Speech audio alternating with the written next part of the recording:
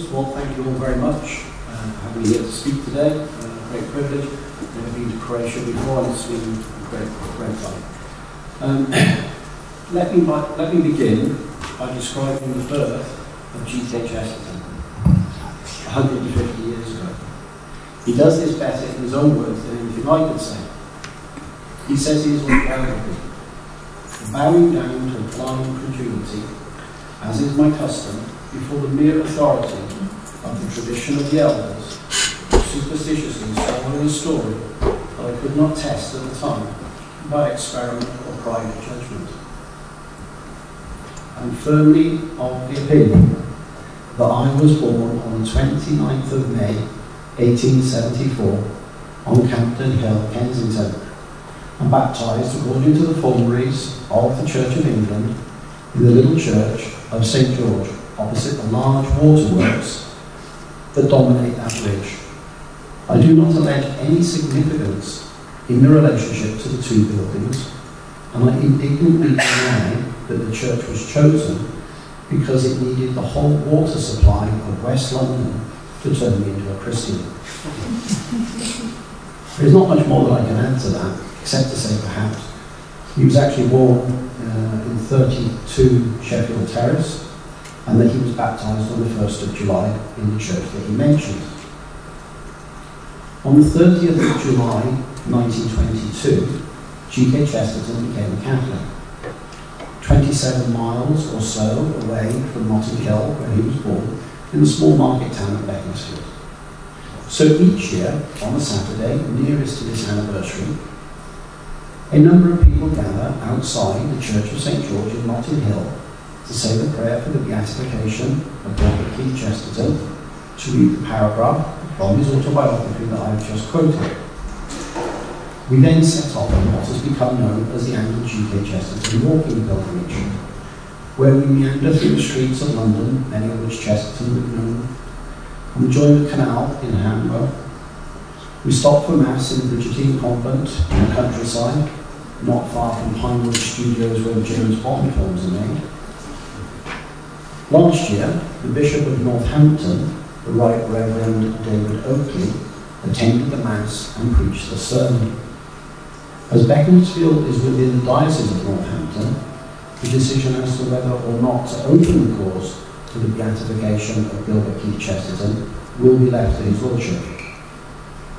After a brief lunch, we then walk on the last 6 miles into Beaconsfield, where we stop by the grave of Chesterton and his wife, and the secretary, Dorothy Collins, who was almost a daughter to them. Here at the graveside, we again say the Chesterton prayer, and that's not the end of the pilgrimage, because as a Chesterton pilgrimage, we then go on to the pub. We have seen over many years positive results of people praying to Gilbert Keith Chesterton. A large number of people will quite happily tell you that they are a Roman Catholic because of the writings of Gilbert Keith Chesterton. I myself am a convert to Catholicism, and I'm more than happy to pin the blame on Gilbert and his friend Hilar Belloc. But there are also a growing number of people who have converted to Roman Catholicism, but who will not themselves tell you that G.K. Chesterton had anything to do with it. And yet their friends and family, who have prayed to Chesterton for the conversion of the same individual, will tell you that it was down to his intercession. A number of years ago, a woman asked me, almost in desperation, because she'd been praying for her husband's conversion for over 40 years, she said, "Would you put him on your prayer list that you're taking on that Chesterton walk thing?" I'm pleased to say that the following year, her husband, by then a former Anglican, having become a Catholic within the last 12 months, joined his wife and the rest of us on the pilgrimage. And not only that, but when the priest who was to receive him into the church looked in his diary and picked the date for his reception, he picked the 14th of June, which is the anniversary of the death of Gilbert Keith Chesterton. Neither the priest, nor the wife of the man, nor the man himself knew the significance of the date. Whilst I will not discourage any of you from praying to Gilbert for the conversion of your loved ones, I would ask that you also pray for some straightforward physical healings. I ask this for the simple reason that the church rules are very clear about the types of miracles that can be put forward as evidence during the beatification and canonization process. If everyone in England presented themselves in a Catholic church tomorrow and asked to be baptized and declared that they were only doing so because of Gilbert, this would not count as a miracle towards his canonization. In the year 2009, I went to a conference in Oxford called The Holiness of G.K. Chesterton. You could purchase a book of the same name that has the presentations from the day within it. At the time, I did not go because I thought GKC was a saint. No, I went because very little happens in England regarding Chesterton. This conference is bigger than most things we have in England. I went to have a nice day with some Chestertonians. But by the end of the day, I was convinced that Gilbert is in fact in heaven. And I've spent the intervening years trying to convince others that this is the case. One anecdote that was given that day, which is not in one of the talks, was about a friend of the Chestertons going for dinner in their house in Beaconsfield. At some point, Gilbert asked their guest whether she would like red wine or white wine. The woman, instead of answering the question, asked what Frances, Chesterton's wife, would be having. Whereupon Chesterton said, "Do not allow which wine Frances is having to decide the matter for you." Rather irritably, he said, "Would you like red or white wine?" The friend then returned home, and she wrote this in her diary, pointing out that in the many years that she had personally known the Chestertons, this was the only occasion that she could remember Gilbert showing any sign of anger. I was moved by this, for I'm fairly sure that anybody who even knows me slightly could not write something so nice about myself. I could not say the same of most of my acquaintances. Not only was Chesterton hardly ever seen displaying anger, but he developed a profound philosophy of gratitude in his life. In his introduction to the book, The Holiness of G.K. Chesterton, Dr. William Oddie describes how Father Marsden presents the growth of this in his essay in that book.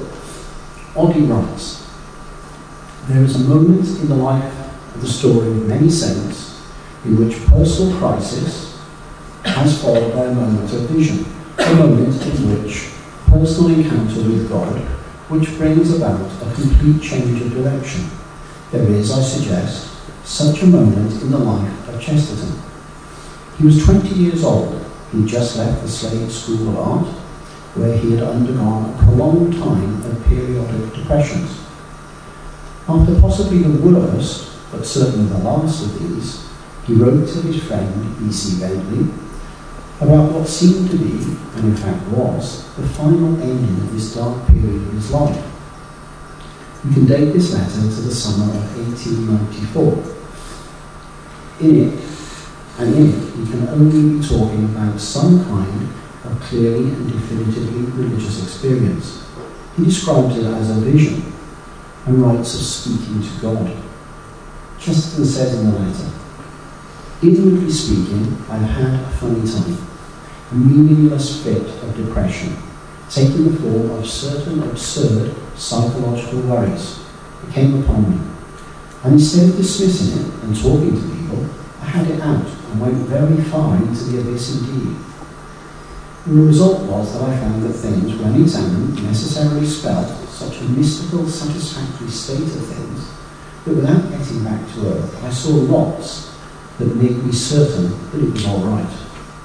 The vision is fading into common day now, and I am glad. It is embarrassing talking to God face to face, as a man speaketh to a friend." Chesterton here is referring to Exodus 33, in the authorized version of the Bible, which he knew and loved. And it says there, "And the Lord spake unto Moses face to face, as a man speaketh unto his friend." After this vision, which does seem to be, in Father Marsden's phrase, some kind of encounter with the divine, he never again fell into depression or instability from which he had emerged. This is how he wrote about the consequences of this final emergence from the abyss when he came to write his autobiography 40 years later. Chesterton says, "I had wandered to a position not very far from the phrase of my Puritan grandfather, where he said that he would thank God for his creation, even if he were a lost soul. I hung on to religion by one thin thread of thanks. At the back of our brains, there is a forgotten blaze or burst of astonishment at our own existence. The object of the artistic and the spiritual life was to dig for this submerged sunrise of wonder, so that a man might suddenly understand that he is alive and be happy." Chesterton says that you say grace before meals, all right, but I say grace before the concert, the opera, and grace before the play and the pantomime, and grace before I open the book, and grace before sketching and painting and swimming and fencing and boxing and walking and playing and dancing, and grace before I dip the pen in the ink. Looking at Chesterton's spirituality, one would have to say that it's a constant sense of gratitude for his own existence and the existence of everything else. He takes nothing for granted. His comments about saying grace before everything can be taken seriously, as we have reports from a number of his friends on occasions where they saw this. One friend talks of Chesterton entering a room, making the sign of the cross over the light switch before switching on the light. He was unaware that anybody had observed him do this. On another occasion, a friend saw him light a cigar and make the sign of the cross with a match. I've always wondered which he was giving thanks for, the match, the cigar, or both. I wish I was as grateful all of the time for everything that God has given me, even the small things like a match or a light switch. Bearing in mind this great gratitude for the gift of existence, you will understand how in London we came to regard Chesterton as a defender and a patron of the unborn.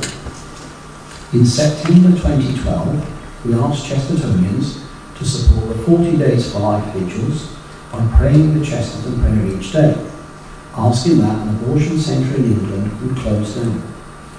The abortion centre in Bedford Square, London, where 40 Days for Life held many vigils, has since closed down. It seemed appropriate to say the Chesterton prayer on this issue when you consider that over 100 years ago he said in Eugenics and Other Evils that abortion is the mutilation of womanhood and the massacre of men unborn, and that wherever there is animal worship, there will be human sacrifice. This, I would suggest, is one of the many occasions where he was being prophetic about the future, as the number of abortions happening in England in his day were very small and hardly be considered a massacre. And it was not dreamt of that legal abortion was just around the corner. When you consider the 200,000 plus abortions taking place in England now. He wasn't wrong about the animal worship either. English people are famous for rushing to the defence of animals in risk of abuse, while at the same time abortion is defended with almost religious zeal. We see more and more young couples in England settling down to live together and choosing to have a pet dog instead of a child. You even see them taking their dogs for a walk, in the park, in special dog perambulators. In 2012, there was a 40 Days for Life prayer vigil outside another abortion centre in London. This was the Mary Stopes Abortion Centre in Whitfield Street. The vigil there was run for 24 hours a day, 7 days a week, for 40 days consecutively. It is needless to say that during those 961 hours of continuous public prayer and witness, many interesting things happened. One morning, pro-lifers found themselves reciting the Litany for Life at 7 a.m. in the morning, suddenly surrounded by medical students from the nearby student hall of residence. They had been sent out into the cold in their pyjamas by the fire alarm going off in their building.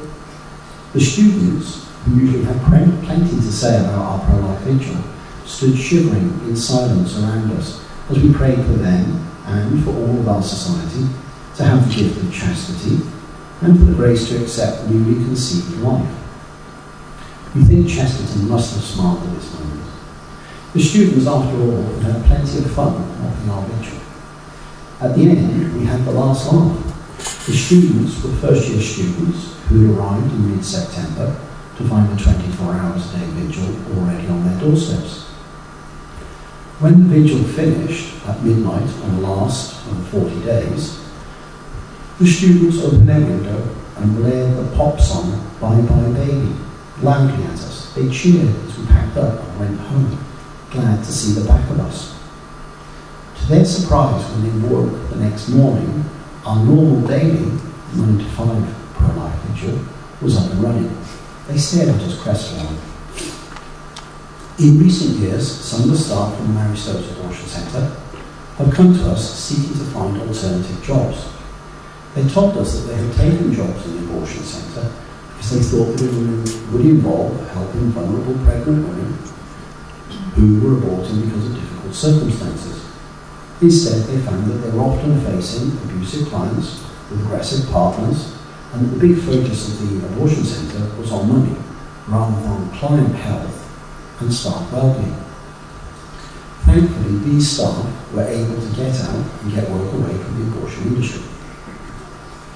This was the beginning of a period where we believe Chesterton's intercession closed down one of the UK's most prestigious flagship abortion centres for a year. It began with the staff at Mary Stopes telling us this branch may close soon. This was the beginning of a hopeful whisper. This abortion centre may close soon. We sent out another email. Please start saying the G.K. Chesterton prayer each day, asking him to intercede with God to close down one or more of the 5 abortion centres in Ealing, Twickenham, Whitfield Street, Edgbaston or Cardiff. Feel free to add your own local centre. Some months later, the abortion centre in Edgbaston, the oldest abortion centre in England, closed down. Then we had a 9-day novena of prayer and witness outside Mary Stopes, including a Eucharistic procession to the abortion centre. We were joined over the 9 days by 29 priests and a deacon. And on the final day, the feast of Our Lady Mother of Good Counsel, Father Stephen Boyle offered Mass in thanksgiving for the closure of this abortion centre, although he had not already closed. Then, Mary Stopes' flagship Central London Abortion Centre closed down on Friday the 28th of May 2021. The 5-storey building in the heart of London's Fitzrovia area, named Mary Stopes House, closed its doors on abortion just after noon and sent its now redundant staff home with donuts and flowers. But for those who doubt God's hand in the closure of this centre, this is how we heard the news that the centre would close that Friday. On Tuesday the 25th of May, the following conversation appeared on our staff WhatsApp group. One of the councillors, Marco, wrote, "Photographer here at Mary Stopes, taking photographs of the building. It's for an estate agent's. I decided to stand aside in case they thought I came in the building." Claire replied, "I really hope that is why you're taking the photographs." Marco replied, "It is, definitely, no doubt. He is here on behalf of Chesterton's estate agents." And the locals are all saying that the staff have been made redundant. Friday is their last day. Claire, wow. Please God, this is all true. Chesterton's estate agents, is that for real? You were actually owned by G.K. Chesterton's family in the past. Marco, gosh, I haven't even thought of what I was saying. Justina, Google says it's closed down. Marco, I'm even flying the flag today. And he attached a picture of his jacket. He was wearing a small Francis Chesterton badge. So for us, Chesterton made it very clear that he was at work, interceding to close down this abortion centre. By the way, did I mention that Friday the 28th of May is the vigil of G.K. Chesterton's birthday, meaning that Whitfield Street woke up to an abortion-free day on Chesterton's birthday. Mary Stopes' flagship abortion centre remained closed for about 15 months, and there is no doubt that many babies have survived because of this closure.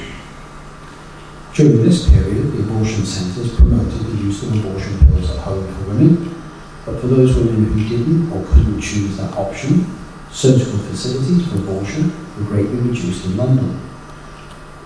Approximately 3,500 abortions had taken place in that clinic annually before it closed. But referring back to our email, where we asked people to say the G.K. Chesterton prayer, and asking him to intercede with God to close down one or more of the 5 abortion centres, I would ask you all to join us in praying this prayer again, starting on Chesterton's birthday this week. But obviously we can take Edgbaston off for this, as it is still closed. My next point is G.K. Chesterton a prophet? I saw an interesting thing on Twitter, now known as X, where somebody put up a quote from G.K. Chesterton. It was regarding attacks on the family back in the 1920s. But the thing that really struck me was the first person to respond to the tweet. When they informed the person who had tweeted the quote, this could not be correct, or even a quote from Chesterton, as he died back in 1936. And what was written here had obviously been written in the last couple of weeks. That is the nature of Chesterton's comments on society. One proof of his prophetic ability is exactly how current his comments feel.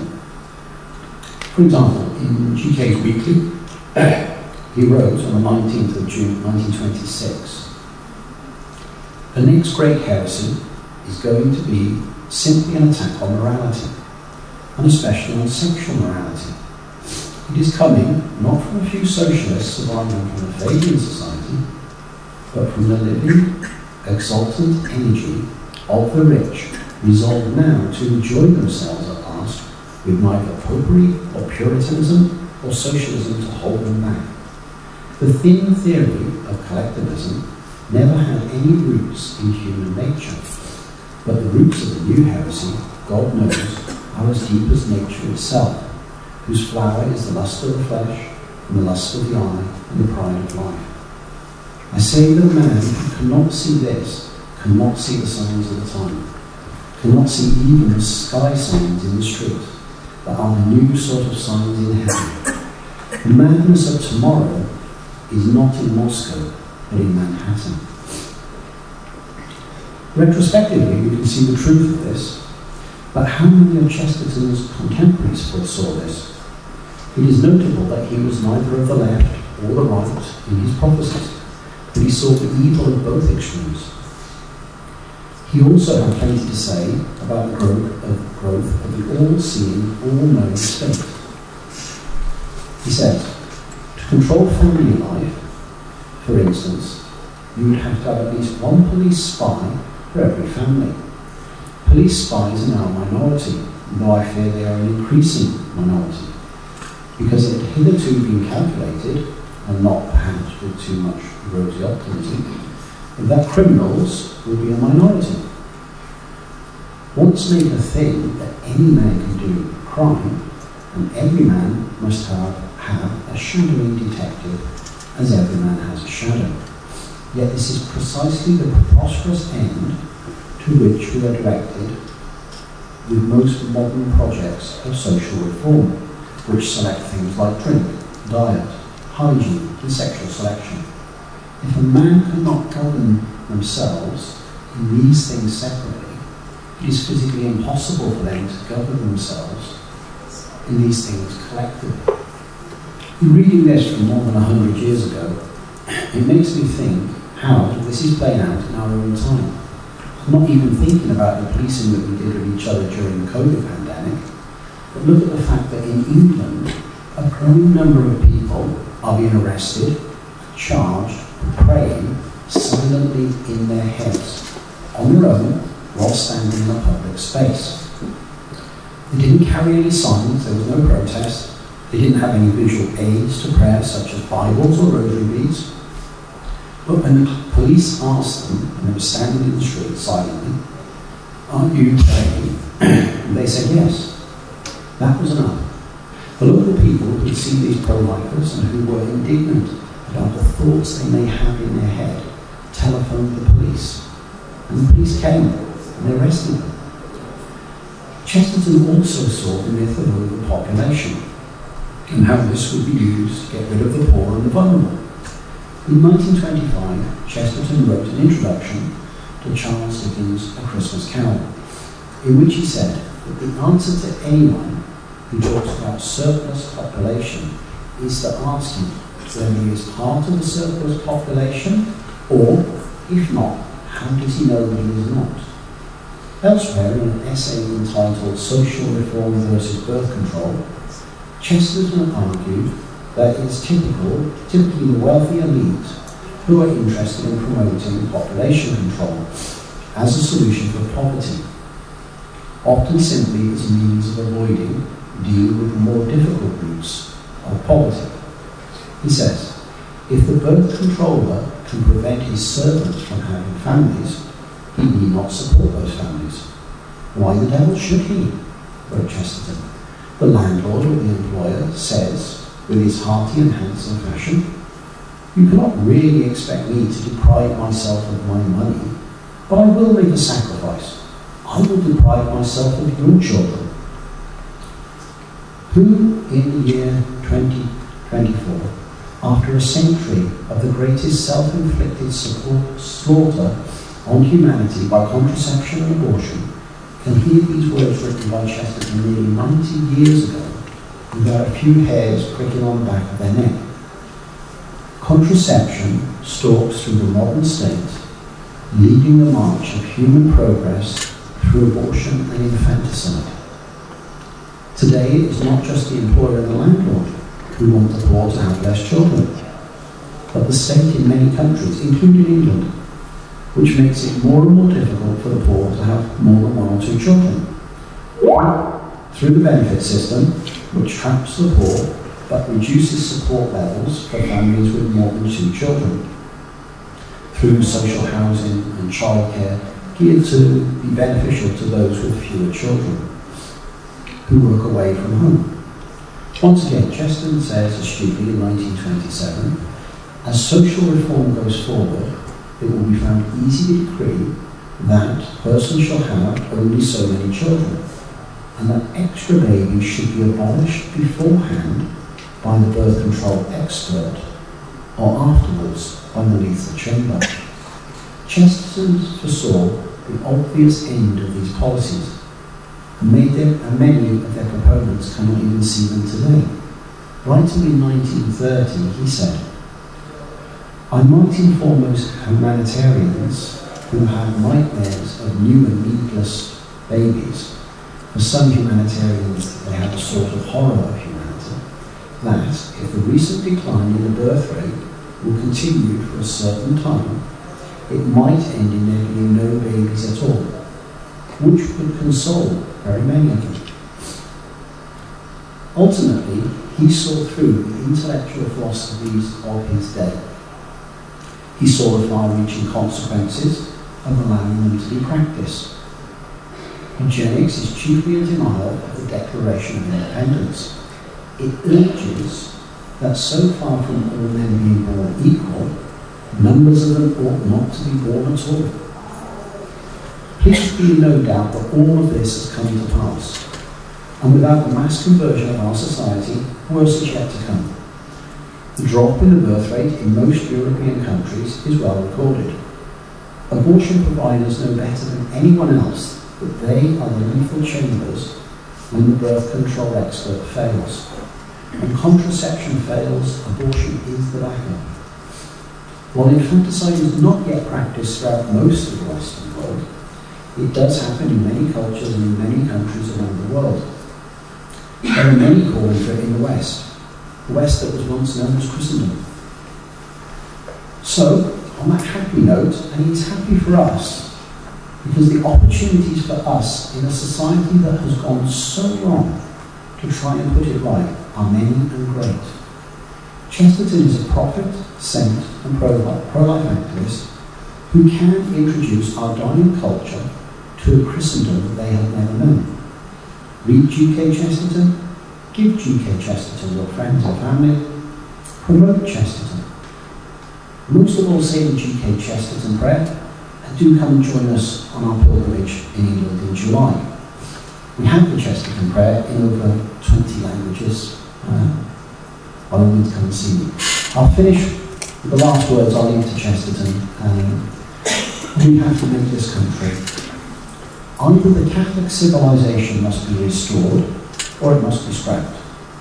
So I do indeed call for a revival in common sense, a defence of justice, freedom, property, and the family. Thank you.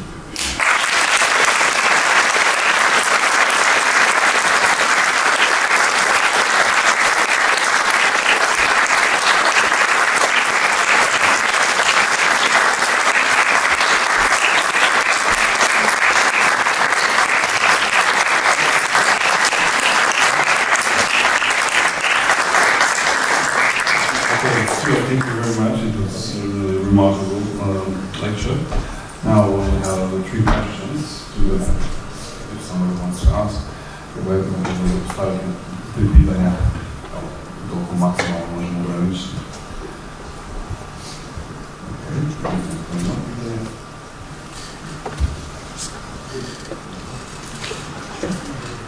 Can you hear me? First of all, hi.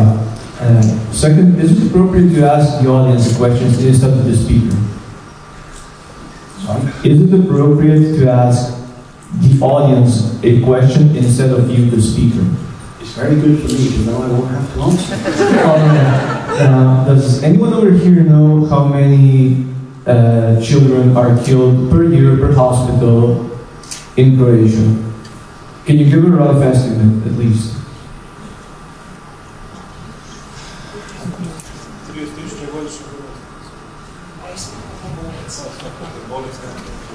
Well, from the information I've gathered by looking at the official statistics, in 2019, the average was about 300 children per hospital per year, so in 2019.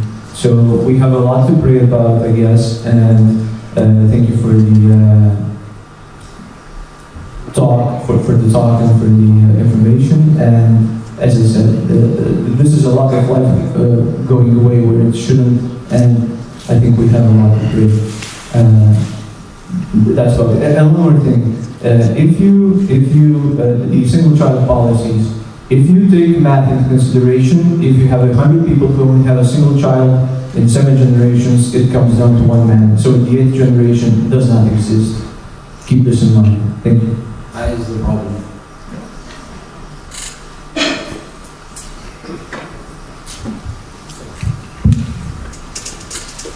Hello. I believe we met on the tram yesterday. I would like to ask, I suppose since in Croatia, a lot of the politicians like to give lip service to policies that rejuvenate our population because we're facing a demographic crisis, but then follow that by not really fighting abortion. How do we argue to a culture that nominally doesn't want a demographic implosion, that abortion is blatantly stupid? I think if you ask anybody, are they happy to be alive, they will tell you yes. Therefore, they're not happy for themselves to have been aborted. President Ronald Reagan said many years ago, actually on Philbert Baggins' birthday, he said many years ago that one of the things he found interesting was that every single person who supported abortion was alive and themselves had been born. So I think the fact that people talk about abortion as being a choice. No baby ever chose to be aborted. Human life begins at conception. There are no such things as unwanted babies. Mother Teresa, Saint Mother Teresa of Calcutta, when she was in America speaking in front of Bill Clinton, said that if America could not look after all of the children that God had sent them, she would take them and look after them herself because she trusted God.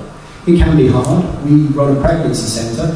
We see women in almost impossible situations where you look and think, how is she going to have this baby, what the circumstances are? But God will always provide.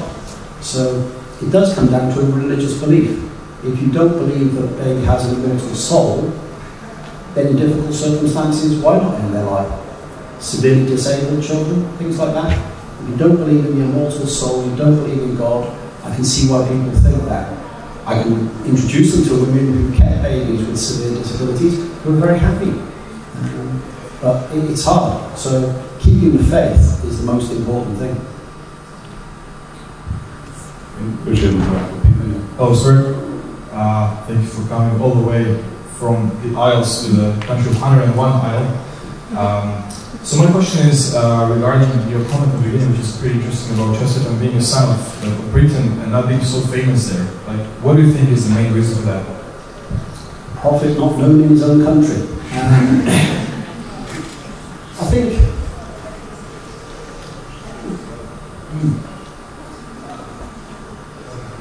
it's a good question. I wish I had a really good answer. When I went to Chesterton conferences in 2009, there were probably, there might have been as many people as there are in this room now. I was definitely one of the younger people in the room. The vast majority of people then, I think, who were still followers of Chesterton were people who remembered their fathers reading Chesterton while Chesterton was alive. I think the next generation, that didn't get passed on down the generation. Although you keep seeing famous people coming up and saying great things about Chesterton, and then people look around and say, who is he? I think in England, most people, sadly, if you mention Chesterton, will say, Father Brown, and then finish. One man, in fact, wrote to me when I sent out some emails, and he said, oh, stop going on about Chesterton, Stuart. I've read his complete works, the Father Brown stories. Politely informing Catholic, a few other things. The BBC have a terrible programme which they call Father Brown. It means millions of people do hear the name Father Brown, they're associated with Chesterton. It's an opportunity for us to promote Chesterton and suggest to people maybe actually read the Chesterton story instead of what you've seen on the BBC. But I think that generation that had Chesterton didn't pass it on. I think as well that some of the controversial things about Chesterton come up in the papers regularly in England. So you have people dismissing on those grounds.